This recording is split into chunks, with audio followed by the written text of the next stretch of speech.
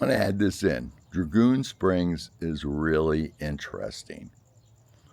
And if you don't know anything about it, please, Mellody keeps a blog. And she wrote up a lot of information about the first Battle of Dragoon Springs, second Battle of Dragoon Springs, a lot more information than I would actually do in a voiceover on the video. So, hey, check it out. As I said, it's an interesting story, and link down below as normal. Now, on to the story that I wanted to share with you today. There's one type of video I do not have on my channel. That is an epic fail video. Well, we're going to take care of that with this recording. Let me set it up for you. We're boondocking in the Dragoons. Our spot, card above, link below. Beautiful campsite, and we have our day planned. We're going to get up, have breakfast, drive to the city of Dragoon, go to the J. Smith store, go up to Dragoon Springs stage station, and then go up to the actual Dragoon Springs. That's the plan. And I'm all psyched because at Dragoon Springs, it's famous for the battle between Confederate troops and Apache Indians. I think it's the only time it happened during the Civil War. So we get up, we have breakfast, we head out.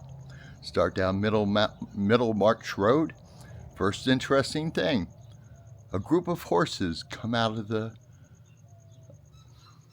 brush, and extremely friendly horses. It was great. They were coming up, they wanted petted.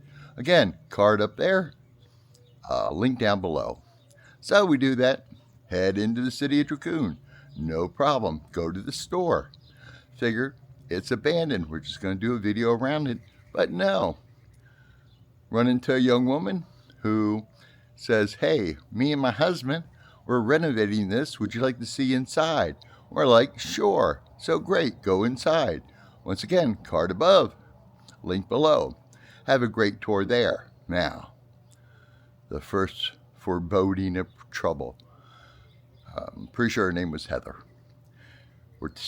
We say where we're going. Which way do we get to Dragoon Springs Station and Dragoon Springs? No problem. Take a left here, go down the road a couple miles, go through a gate, but it's kind of a rough road. Now, her and her husband are from Vermont, and I'm thinking, well, what they consider a rough road, maybe it's not that bad. I drive this F-150, high clearance, off-road, package, no problem. So sure enough, we follow her directions, end up at Dragoon Springs stage station. Do a little tour there, really nice. See the graves of the Confederate soldiers, all this kind of stuff. Learn about a murder that took place there. It was actually a very fascinating place. Again, card above, link below. And then there's a sign. It says Dragoon Springs, 1 mile. So I'm thinking, how bad can it be to go 1 mile? And even if I only get a half mile, that's less that we have to walk to find Dragoon Springs. So I have a brand new dash cam camera. So I set that up because I want to show my viewers what the road's like, how tough it is, all that kind of good stuff. We head out, and about 3/4 of a mile, I say, nope, this is enough. I find a place to back the truck up, and we're going to walk the rest of the way. So get out, pick up my Osmo Pocket Pro, turn it on, and start doing the hike up to the spring. And we walk, and we look, and we search. We can't find those springs, but the area we're in is very green. We know we have to be close to the spring. Maybe it's just dried up at the current time of the year. So I do the concluding recording saying, well, we didn't find the springs, but the battle had to take place here, and I was going to do a voiceover for when I was walking through about the history, the first Battle of Dragoon Springs, the second Battle of Dragoon Springs. And I said, so I conclude by, even though we didn't find the springs, this was a successful hike. So we'll walk the quarter mile, half mile back to the truck, get in the truck, start heading home. Well, we're going to go up to Benson to grab I-10, and about 15 mile outside of Benson, I get one of those. My truck has the tire pressure sensor thing. So I see one of the tires is getting low. I run at 35 pounds. It's down to like 25. And I think, okay, 10 mile into Benson. Mellody, get on the phone. Find a tire repair place in Benson. I'll get up there. We'll get it fixed. So she finds a place, and I'm like 1 mile from the exit to get onto I-10, which is then another 10 mile into Benson to the tire shop. And it's just saying I'm down to 10 pounds of pressure. So we stop and go online, Progressive, get somebody out here to change the tire. Gonna do a slight pause here. It's kind of like sunset. So I'm just gonna change position. So hang on. I'm a little backlit, but I think it will work. So guy from Progressive comes out. Nice young guy. Oh, yep, you scuffed the side of the tire. That's not going to be able to get fixed. I can change the tire. And after he goes onto YouTube to find out how to release the spare tire under the truck, which I found somewhat amusing, gets the tire changed, we head off to Benson. So we get into Benson, go to the tire shop that's in there. I figure, okay, the sidewall's ripped. There's no way to fix it. I'm going to have to get two new tires in Benson. And lo and behold, the only tire shop in Benson has no tires for my F-150. But they say the spare is good, and they see a scuff mark on the rear tire, but they put a little water on it, soapy water. It's not bubbling. It's not leaking. No problem. So we're now hungry, so we stop at a restaurant in Benson, have a nice meal, and start.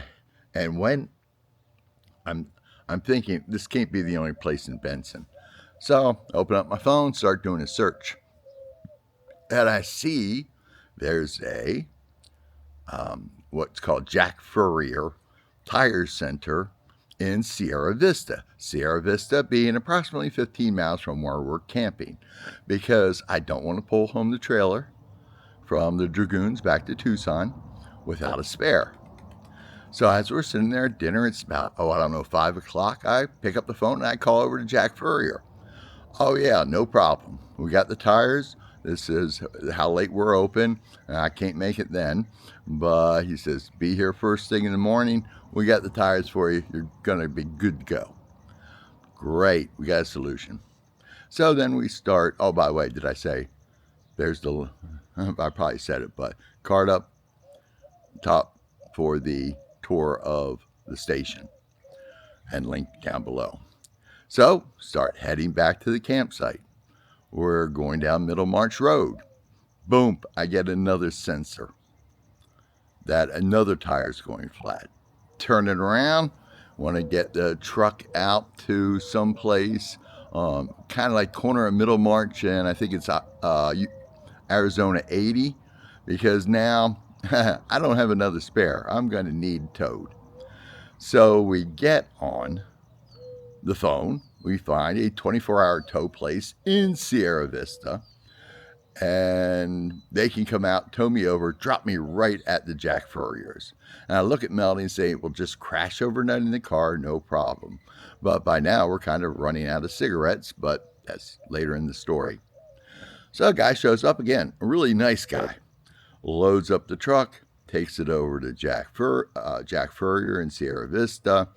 I said, any chance you can give us a ride to the closest convenience store? He says, yes. Takes us to a convenience store. We get some drinks, we get some snacks, we get some cigarettes. And I'm dressed in shorts and a t-shirt. And yeah, during the day it's in the 80s, but at night it's dropping to the 50s. And I'm not signing off on sleeping in the truck. But right next to Jack Furrier's, there's 2 hotels. So, walking back from the convenience store, we stop at hotel number 1. I said, need a room. How much? $180. I was like, yeah, I need a shower. I want a bed. I don't need anything fancy. I'm going next door. So we go next door. Said, need a room. How much? $80. Sold. Does it have a bed? Does it have a shower? Yes, sold. So we get the room. Then Jack Furrier opens at 7:30, and it's less than a cigarette walk from the hotel to Jack Furrier. And the hotel has breakfast service. Not much breakfast service, but at least something. So I'm like, okay, Mellody, I'm going to walk up, arrange to get the tires changed, come back, we can have breakfast, boom, get it done. So, walk up to Jack Furrier's. I think it turned out to be $650 for new tires. And I get there like at 10 after 7. And as I said, they open at 7:30, but lo and behold, they're open already. Guys are working on vehicles. Go in, the guy, is that your F-150? Yeah, I talked to you last evening. Yeah, we got the tires for you. Get done. I go back. He's working on that. I go back to the hotel. Mellody and I go over for breakfast. And by the time we're done breakfast, we get a phone call from Jack Furrier saying, tires are done. Walk back to Jack Furrier's, get in the truck, go back to website. Now, I think it was when we got to the website, the campsite, if I said website, campsite. Mellody sat down and did the totals from the receipts. 2 flat tires, night in hotel, dinner, convenience store, just over $1,000 it cost me. Not good. But then, get home, I say, I can make a video and talk about Dragoon Springs and things like that. So I download the video from my dash cam. For some reason, the microphone wasn't working. Brand new dash cam. That footage just wasn't really usable. And then, sometimes I turn on my Pocket Pro. It always asks me to confirm something. I forget what it is. And then sometimes I forget to hit the record button. So the whole walk in, that last half an hour or whatever it was, where I thought I was recording, where I was going to do this voiceover for what is so historic about Dragoon Springs, that video doesn't exist. So all I had was this, okay, when I'm done something, I turn the camera on and say, well, I hope you enjoyed this video, all that kind of good stuff. That's the only footage I have.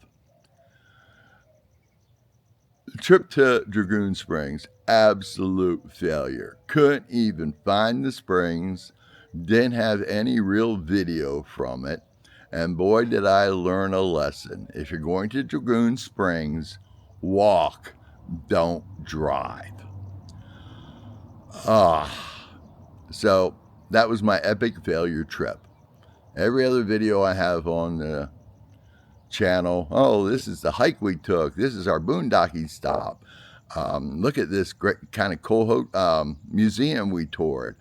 Everything good, but I needed a epic fail video, so this is it. So what I'm going to do is, this will be the first part of the video that you're now watching. Second part will be what I originally said for conclusion, if it was worth saving, worth putting in, and the actual dash cam video that is only the exterior of the truck. If that looks good, I'll throw that on at the end so you can see not to drive the 1 mile up to Dragoon Springs. Okay, well, that's my epic fail. Hope you found some enjoyment, amusement, haha, whatever it takes. And see you in the next video. Well, that's what Well, I'm going to call it a successful hike. Got some exercise in, and we are in the location of the battles because obviously there's some water running through here for it to look this nice. So I hope you found it informative on what I shared about the actual two battles, on how it was the Confederacy against the Apache, and there were casualties. In fact, if you watch my video on the stagecoach site, there's the graves of the Confederates who were killed here. And I'll leave a link to that up above. So, Mellody actually did the research on this, but what she found out about it was very interesting, and that's the information I shared with you. So, hope you enjoyed the video. If so, leave some comments. If you ever hiked this and found an actual spring, let me know. Or if you can share more about the battles that actually happened here. And give it a thumbs up as usual. I request that. Subscribe to the channel. This is just another one of these out-of-way places where you don't actually see many videos about. So, thank you for watching. Have yourself a blessed day.